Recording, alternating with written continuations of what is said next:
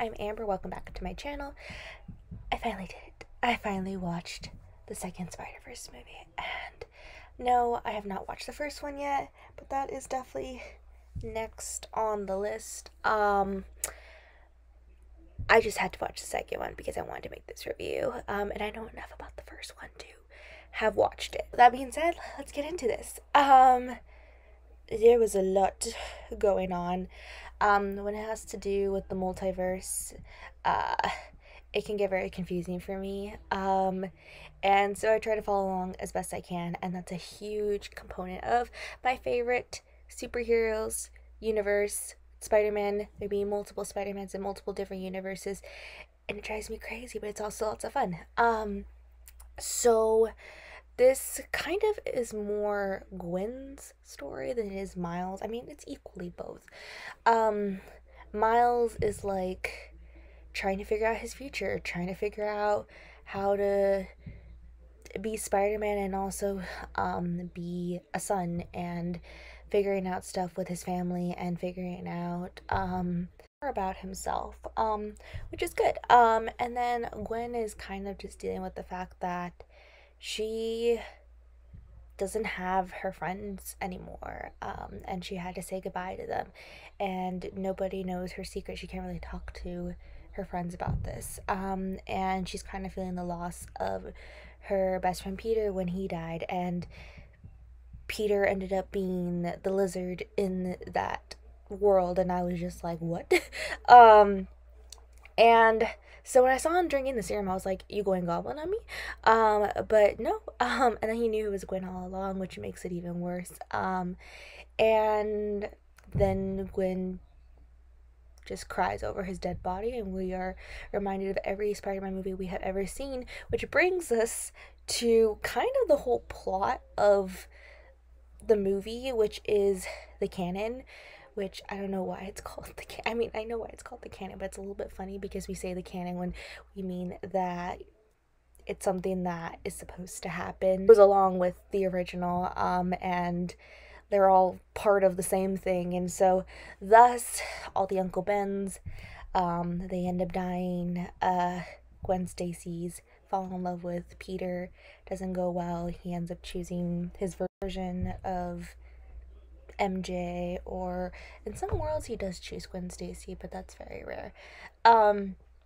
And I've always kind of like wondered why, like, again, I'm not very important with the multiverse, but I try to be. I kind of always wondered why there's all these Peters, and that's just kind of like, I guess, something that's also canon. And then every now and again you get a different, like, Spider-Man, Spider-Woman, Spider-Gwen, and they brought up that Miles was a mistake, that he wasn't supposed to be bitten, that they brought over his spider, but then, like, I don't view that as a mistake. I view that as that was supposed to happen for him in his world.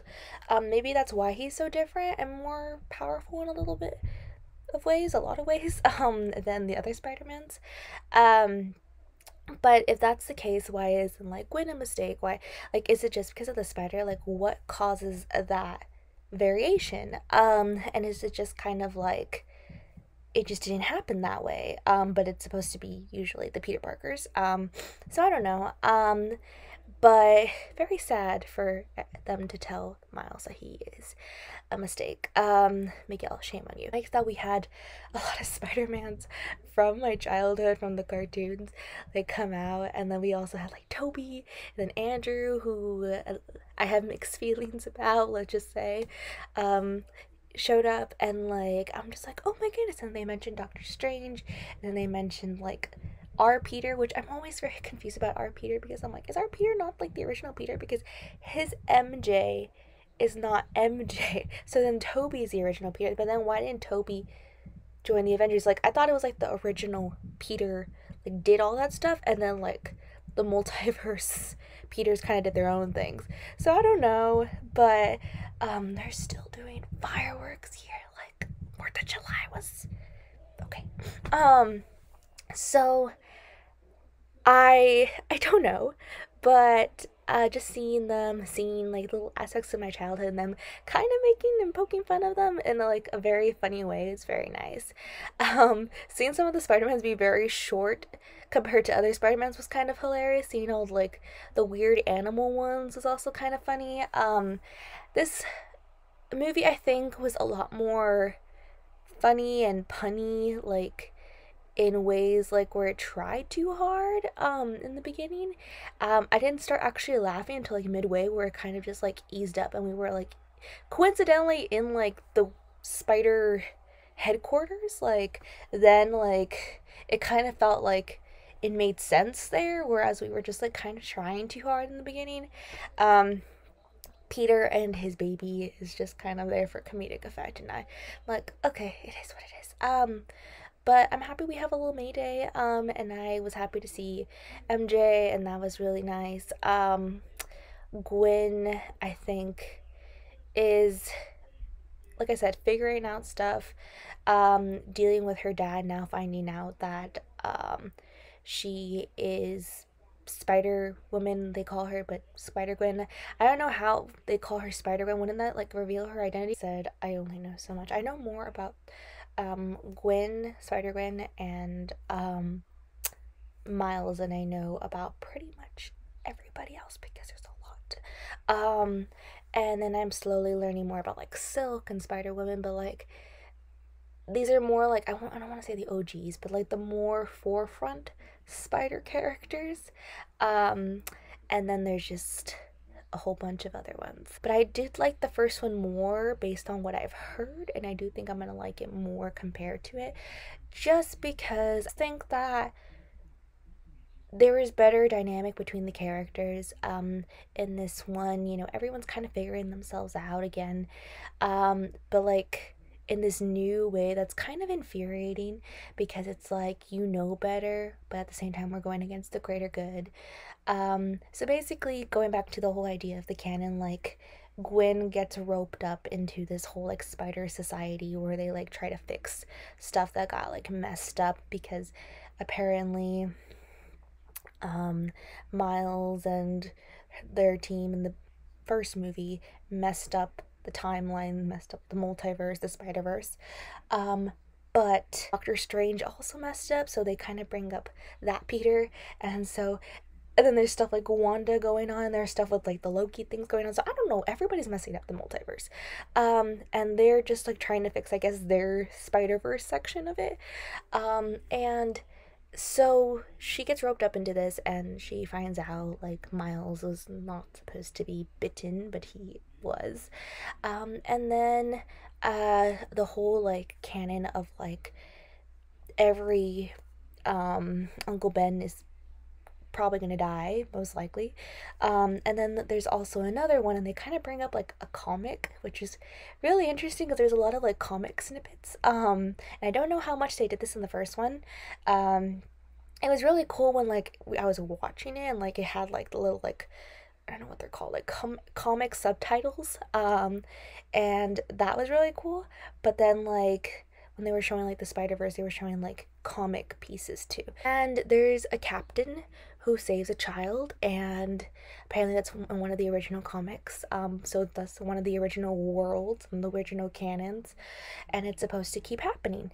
And apparently Miles messed that up, and his dad is like next in line. And so Gwen is like keeping all this from him, and he wants to go back and save his dad. Like, who wouldn't? Like, you know? And then Miles is like, but isn't your dad also a captain? And then I feel like wouldn't Gwen know this? Like, there's a lot of things where I'm like, wouldn't you know this already? Because you already knew about Miles's dad, but then you find out that your dad quit, and thus he isn't gonna die. So then there's that one guy, I think it was Hobie, I don't know what his name was. And he like was part of the Spider Society, and then he quit just kind of out of the blue. But like, didn't he know things as well? And Miles feels betrayed. Obviously, he should. Like, they were keeping things from him. And then we have this new nemesis, the Spot, and the Spot happened because of Miles and an accident and an explosion, and now he has access to like all the different universes. We see him pop into Venom's universe, and I'm just like, what's her name? The lady like in the liquor store who like I love, and like he's like, you're not weirded out by this, and she's like, nah, and we're like, yeah, she's seen worse. So I thought that was really funny. And basically he's like getting all this stuff to like become more powerful to ruin Spider-Man's life because he ruined his life. But at this point he's like so happy, you know, say like go and do anything you want now that you have all this power. And he's like fine and nice to like everybody else. So I really liked how invested and involved Miles's parents were in this movie. I think we got to like see definitely a lot more of them, a different side of them, and like, okay, I come from a Hispanic family. I know that Miles is part Puerto Rican. There's differences, but there's also a lot of similarities to how kids of that heritage are. I'm not gonna say our heritage, but of the areas of where we come from are raised. And I'm sorry, if that was my parents, they would have put a tracking device on my phone. They would not be believing some strange blonde girl coming into the house. They would be on my butt 24/7, be driving, following me. Like, I just think, like, there's some instances that where Miles's mom is very on him, and then very loosey goosey with him. And he's 15. How do they not know? Like, my parents, like, literally, like, how do they not find your spider suit in the washer? My parents did my laundry at 15. Like, you know, like, I they were invested in every single part of my life. How that being said, though, I think his parents are really like cool and chill, and great parents, and they were really fun to see. But in that aspect, I'm like, they should have known already, or like walked in on him. Like, my parents don't knock. I'm not like saying that his parents should be my parents, but history has it that parents of places that we come from have no boundaries for a lot of things and are very overprotective. So thus the kid is just running wild in New York. I'm sorry, like, I think Aunt May in the most recent live action Spider-Man series was the most accurate, where she just like walked in and it was just like, okay. Gwen kind of had no place to go. Like, her dad was literally gonna arrest her, and then she shows up again, and then he's like all forgiving and everything because he found her stuff. But aside from that, she basically had nothing, and that's why they recruited her. And Miles basically has everything. So I guess that's not like why they. I guess that's the reason why they didn't recruit him. I guess they just take Spider-Man that like have nothing going for them anymore. I found it really funny that when they were around people that they knew, I mean, not even like Gwen did it, just in general, but like they would lower their voices like they were Batman, and I'm just like, okay. There is a lot of new Spider-Man mins that we were introduced to that I think were really cool.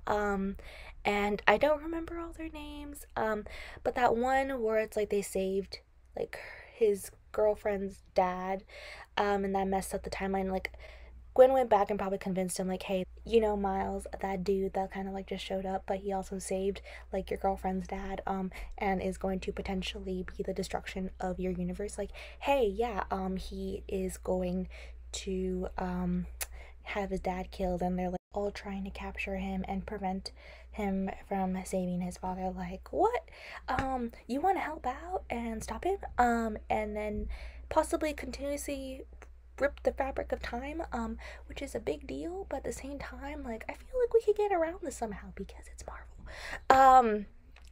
And also, like, what's gonna happen with your universe? Because we kind of completely forgot about that. But yeah, join the team.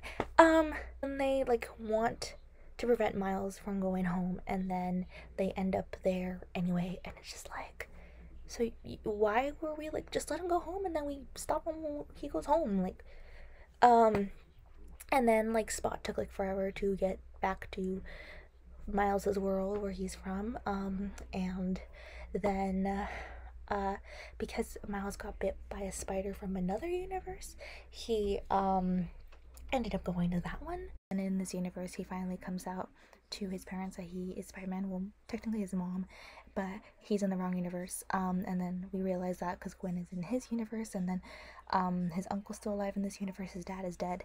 And apparently there's no Spider-Man in this universe, but like if the multiverse Spider-Verse goes the way it is, and there's some Uncle Bens that are killed, and there's some Spider-Mans that are females, and like I assume that there would be some worlds where there's no Spider-Mans in there. Just saying. But I don't know. And then his evil alter ego from another universe is apparently going to destroy him, and then Gwen has assembled a new legion of spider people and animals to stop the original legion and help Miles. And that's where we're at. To be continued.